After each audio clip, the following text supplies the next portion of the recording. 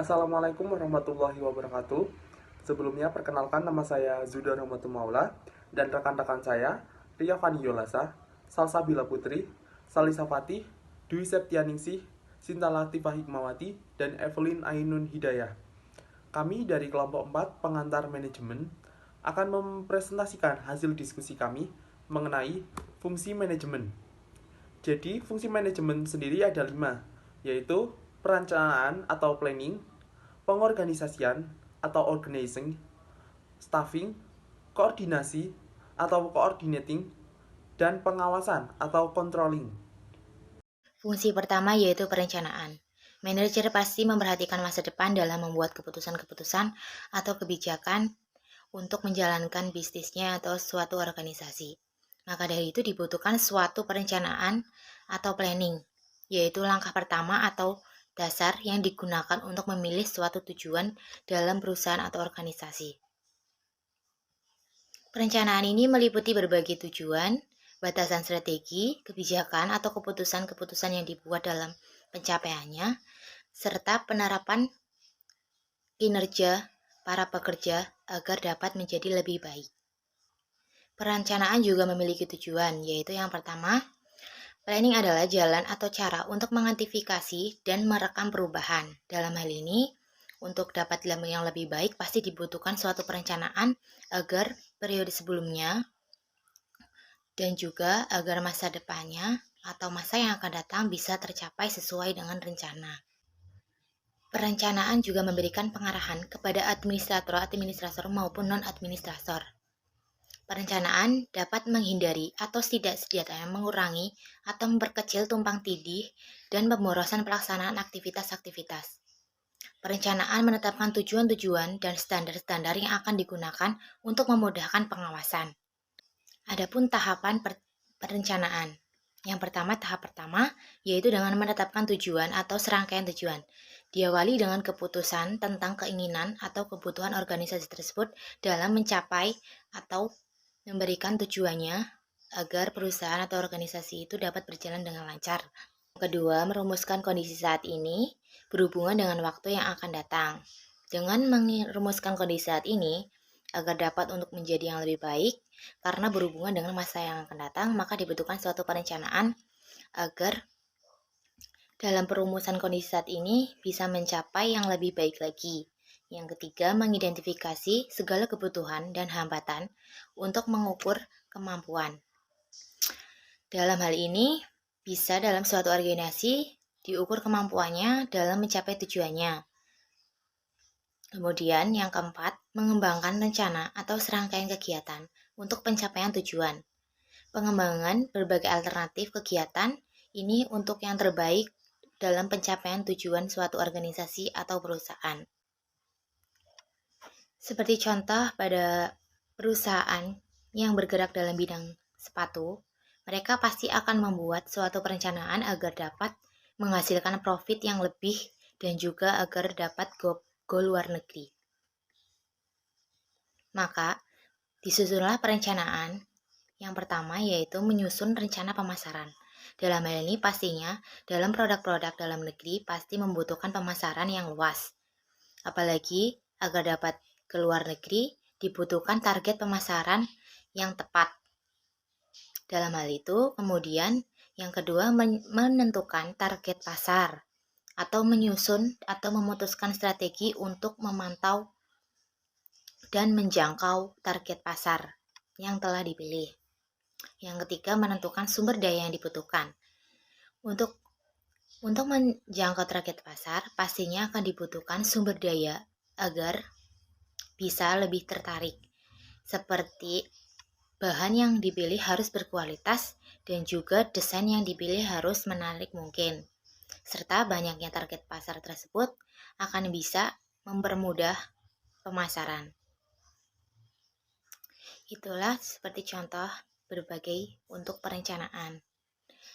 Dan masing-masing bidang pasti memiliki perencanaan tersendiri. Seperti pada PT, mereka pasti akan melakukan perencanaan yang pertama yaitu penambahan kerjasama dengan perusahaan lainnya agar untuk menambah modal. Yang kedua pasti meningkatkan produksi dari tahun sebelumnya. Yang ketiga, peningkatan dan pengembangan SDM. Diperlukan SDM yang berkualitas dan juga kedisiplinan yang tinggi agar perusahaan perseroan terbatas itu dapat bisa berjalan lebih baik dan menghasilkan profit yang tinggi. Selanjutnya, fungsi pengorganisasian atau organisasi. Pengorganisasian merupakan fungsi kedua dalam manajemen, yang didefinisikan sebagai proses untuk mengatur tugas, wewenang, serta tanggung jawab setiap individu untuk mencapai tujuan yang telah direncanakan. Hal yang perlu diperhatikan dalam pengorganisasian adalah bahwa setiap kegiatan harus jelas, siapa yang mengerjakan, kapan dikerjakan, dan apa targetnya. Hasil dari pengorganisasian sendiri adalah struktur organisasi. Dalam organisasi, persiapan struktur organisasi sangatlah penting, sehingga setiap orang dalam organisasi akan mengetahui tugas ataupun tanggung jawab, hak, serta wewenang mereka dengan tepat. Penerapan pengorganisasian sendiri dapat kita lihat secara jelas, yaitu dalam pengorganisasian pada organisasi mahasiswa. Bisa dimulai dari hal yang sangat kecil, misalnya dari struktur kelas itu sendiri. Dari ketua kelas, wakil, bendahara, sekretaris, bahkan sampai seksi-seksi harus melalui tahap perencanaan terlebih dahulu. Tanpa hal tersebut mustahil kelas akan kondusif. Bahkan mungkin sebaliknya suasana kelas jadi tidak nyaman dengan munculnya perselisihan antar mahasiswa. Tentu, hal itu akan terjadi di setiap pembentukan struktur organisasi, dilakukan terlebih dahulu tahap perencanaan secara matang dan mendapat persetujuan dari berbagai pihak. Begitu pula dalam perusahaan, pengorganisasian sangatlah penting agar dapat mencapai tujuan yang telah direncanakan. Pelaksanaan proses pengorganisasian yang sukses akan membuat suatu organisasi dapat mencapai tujuannya. Dari hal tersebut dapat kita ketahui tujuan dari pengorganisasian itu sendiri, yaitu 1.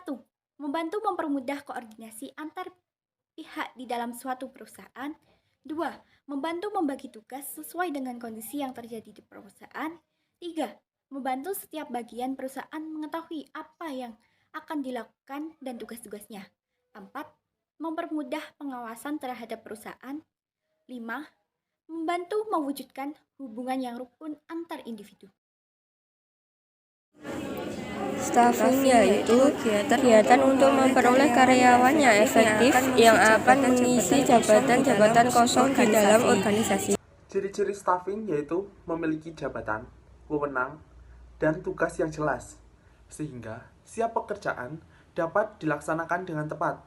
Misalnya, jabatan CEO, dia memiliki wewenang untuk memimpin perkembangan usaha, dan CEO memiliki fungsi atau tugas manajerial, yaitu plan, organize, evaluating, dan controlling. Fungsi staffing yang pertama yaitu perencanaan sumber daya manusia yang sudah tersedia, di mana hal ini dibutuhkan untuk dapat memenuhi atau menyediakan berbagai macam karakter karyawan dan jumlah karyawan untuk dapat mencapai tujuan perusahaan. Yang kedua yaitu perekrutan tenaga kerja, di mana HRD harus merekrut karyawan berpotensi dengan jumlah yang tepat dan kemampuan yang sesuai untuk mengisi suatu posisi di perusahaan. Yang ketiga yaitu proses seleksi calon tenaga kerja yang mendaftar, bertujuan agar HRD bisa memilih karyawan yang sesuai untuk posisi tertentu di perusahaan berdasarkan dengan lamaran kerja yang masuk dan diterima. Kemudian yang keempat adalah pengenalan organisasi atau orientasi. Biasanya pada fungsi ini, para pekerja baru mulai menyesuaikan di lingkungan barunya. Kemudian yang terakhir adalah pelaksanaan kerja dan evaluasi, di mana pada fungsi ini sudah melakukan pekerjaan dan melakukan evaluasi untuk setiap kenaikan, untuk setiap mungkin bulanannya agar bisa menjadi pribadi yang lebih baik lagi. Pengertian koordinasi menurut George R. Terry dalam bukunya yaitu Principle of Management, yaitu mengemukakan bahwa pengorganisasian adalah penentuan, pengelompokan, dan penyusunan. Berarti secara analogi, koordinasi adalah berbagai aktivitas yang dikerjakan untuk mengintegrasikan tujuan dan rencana kerja yang sebelumnya sudah ditetapkan. Dalam sebuah organisasi mempunyai berbagai departemen dan berbagai orang dengan latar belakang, pendapat, pandangan, dan jenis pekerjaan yang berbeda-beda. Perbedaan tersebut harus dapat diintegrasikan dengan koordinasi yang baik agar bisa mencapai tujuan organisasi secara bersama-sama. Dalam proses koordinasi ada 4 syarat yang harus dipenuhi. Yang pertama yaitu harus mempunyai perasaan untuk saling bekerja sama, di mana perasaan ini sangat dibutuhkan dalam sebuah organisasi guna terbentuknya chemistry. Yang kedua yaitu memiliki semangat persaingan antar departemen agar setiap departemen melakukan persaingan atau kompetisi yang sehat untuk menciptakan hal yang terbaik. Yang ketiga yaitu memiliki semangat tim agar setiap bagian dalam organisasi dapat saling menghargai. Dan yang keempat yaitu memiliki rasa setia kawan agar seluruh anggota tim bisa saling membantu. Oleh karena itu, seluruh departemen dalam organisasi harus melakukan kegiatannya secara kohesif agar dapat mengoptimalkan kinerjanya. Jenis-jenis koordinasi. Koordinasi dibagi menjadi 2, yaitu jenis koordinasi berdasarkan ruang lingkup dan berdasarkan alur koordinasi. Koordinasi berdasarkan ruang lingkup dibagi menjadi 2 bagian, yaitu yang pertama, koordinasi internal yang memiliki arti hubungan antara tingkat manajer, departemen, eksekutif, cabang, divisi, dan karyawan, atau siapa saja yang bekerja dalam suatu organisasi untuk menyelaraskan tujuan organisasi dengan kegiatan unit kerja yang terdapat di dalamnya. Berikutnya pada fungsi manajemen yang terakhir yaitu controlling. Controlling adalah pengawasan. Maksudnya yaitu proses dilakukannya pengamatan terhadap pelaksanaan semua kegiatan organisasi untuk menjamin supaya pekerjaan dapat berjalan sesuai dengan rencana yang telah diterapkan.